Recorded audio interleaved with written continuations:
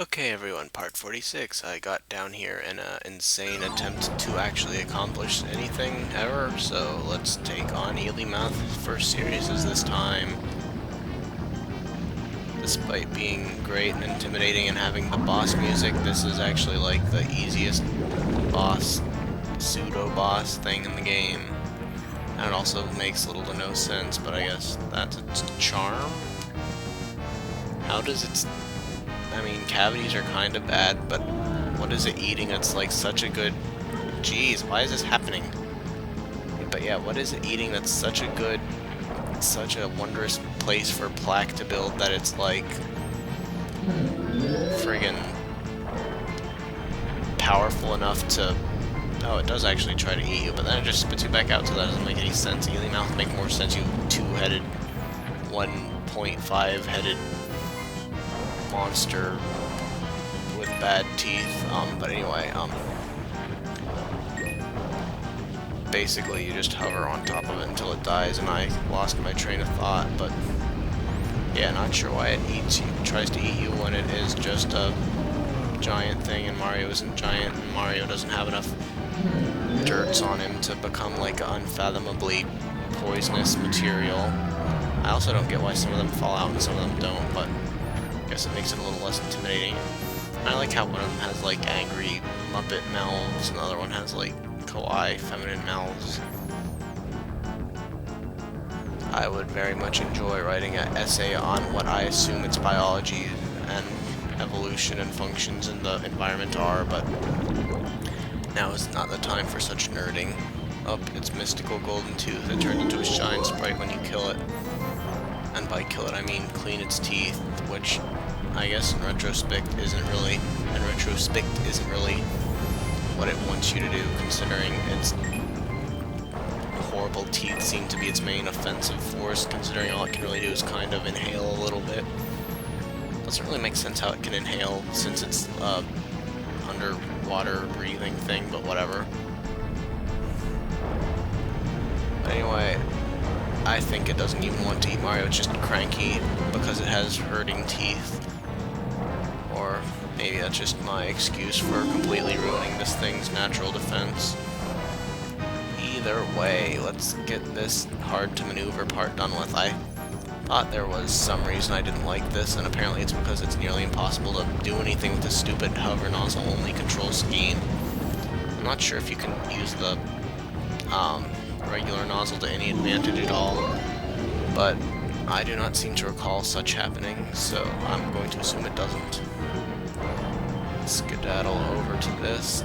I'll trade some of my falling for momentum. This is just a horrible control scheme, I'm sorry. This is probably the best pseudo-boss in the game, though. Remember to take proper care of your teeth. I like how it makes vaguely appreciative noises. And how did... I'm not going to wonder how it got a gold tooth, but I do like how it appears in a little heart there. Like, yes, it was just angry all along because its teeth were killing off innocent Nokis. Yes, that is very, very kawaii how it has a little heart there. Oh, that was weird how it turned purple because it turned purple. I don't like the underwater in this game. Whatever. I like how you can move while in that mode because you move primarily by hover nozzling, and the only thing you're allowed to do in that mode is nozzle. Incidentally, I should mess around with turbo nozzling in that mode. That might be interesting.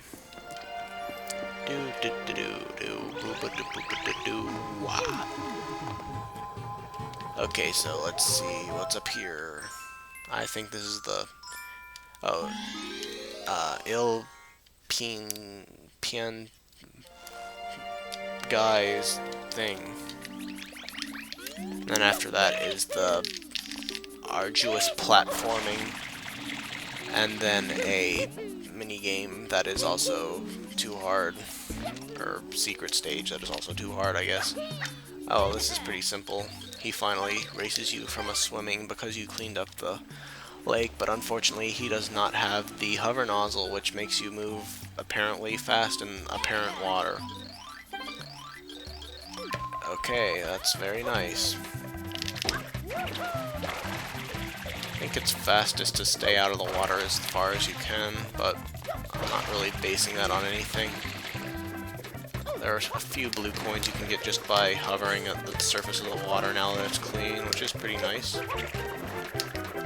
Yeah, this is easy if you know how to use the nozzles or anything. It's expecting you to, like, swim by holding the control stick in the direction you want to swim.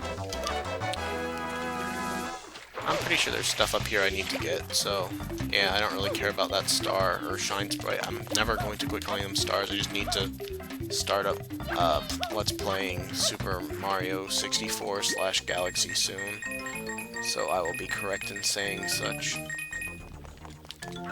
So anyway, this kind of ruins this whole part of the ruins by letting you bounce up to the top and basically go wherever you want them now. Yeah, so that's where I started out. It has a few in it, but they aren't very well hidden. Well, they're well hidden, but in a weird way, because, I mean, you wouldn't be coming up here naturally for any of the missions, but once you're up here, that's not a very hard place to get to. If that would work, thank you. There's a bunch of hidden passages in here, which I did not enter at all, and I assume are home to some kind of wackies. Although other ones are home to the kind of wackies that involves not letting you go back out, so I have to be careful. I happen to know I did not explore this one. And it leads to a blue coin. That is very interesting. Oh well, I guess that's about it for this chapter. I'm sure you're all very depressed that we don't get any more blue coin having. So, this guy has the best voice, seriously.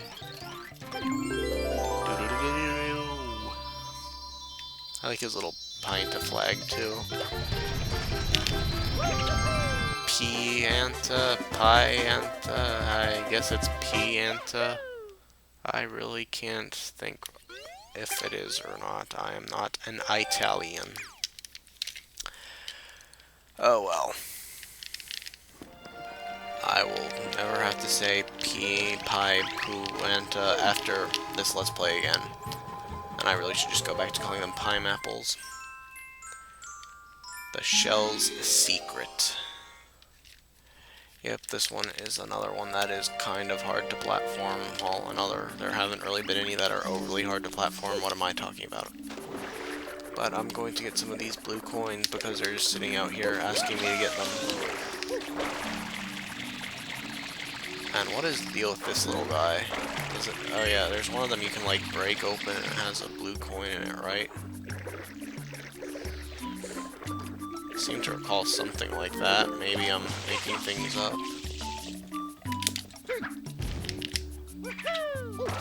Oh well, there's one of the blue coins.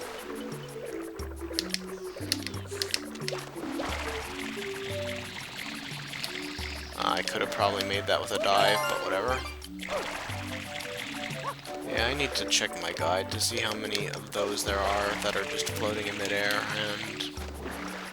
oh, it's probably that big old... oh wait, that one's just pink because it has a springboard on it, so...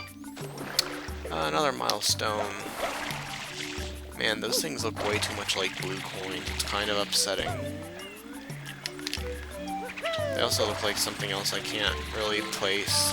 They might look like themselves, and I've just kind of put them into my history of video games that I'm probably not playing from not playing this for a while. I don't know. I think they actually might be reminding me of Sonic or something. Who knows?